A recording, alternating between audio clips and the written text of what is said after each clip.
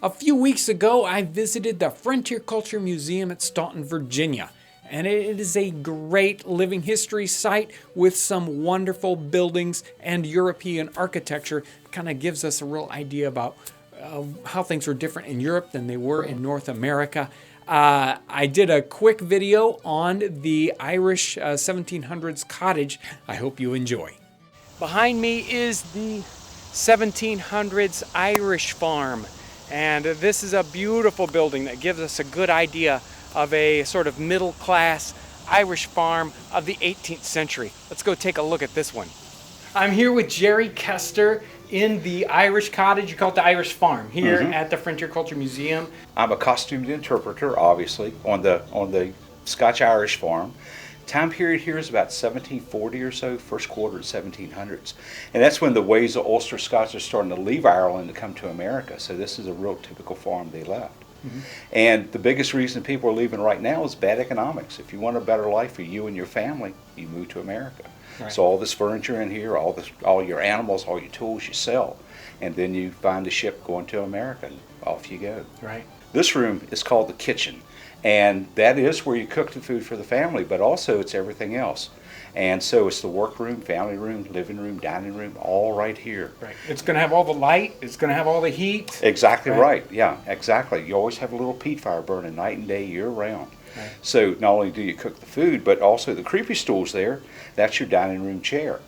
And so after the work is done, then the women and girls get their spinning wheels, do all the spinning in here. What kind of rich, poor level is this household? You would say he's a Midland farmer, a strong farmer. Definitely not the poorest around, but then again, he's doing fairly well for himself. Right. And pretty much the reason is this guy's also a weaver as well as a farmer. Right. So our cash crop is flax. You raise that, you process that, the women and girls spin the fiber into thread. Then because we have a loom, we've made about 300% profit by selling the cloth. Right. But you've also given yourself a tremendous more amount of work. But it's worth it. So I wanted to give you a quick kind of tour of this house. I've got my wide-angle camera here, so it's going to distort a little bit, but these buildings are so small, it's hard to get a really good look at them. But here we go. Here's our kitchen area, and you can kind of get a feel for how big this is. This room is actually pretty good sized. There was the sleeping area. Let's move around here. We've got a flax spinning area, a window up here. We've got a really nice shelf with lots of things on it. And you've noticed many of them are upside down. That's to keep them clean, or else the mice, things will get inside your bowls. And here's our beautiful loom to do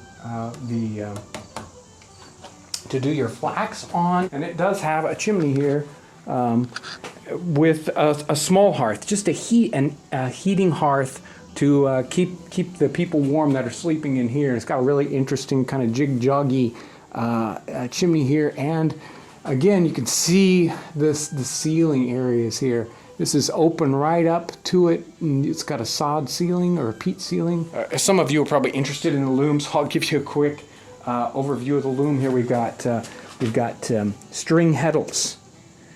This is got a linen warp on it. We've got our pedals down here, and here's our reed and a beater. This one's actually got a metal reed in it, so it's probably a little bit later. Here's where our heddles move back and forth with the pedals down below. Our finished cloth here gets wound up.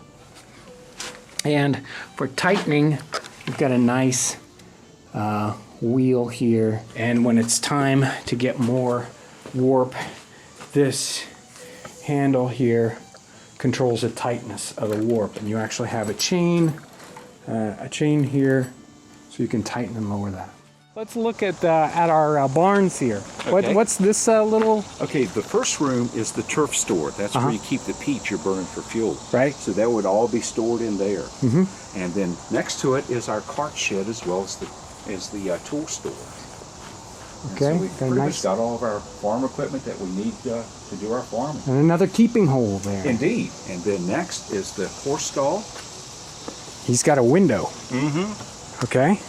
So just a one stall for one single horse here? Pretty much so, yeah. Most farmers don't own more than one.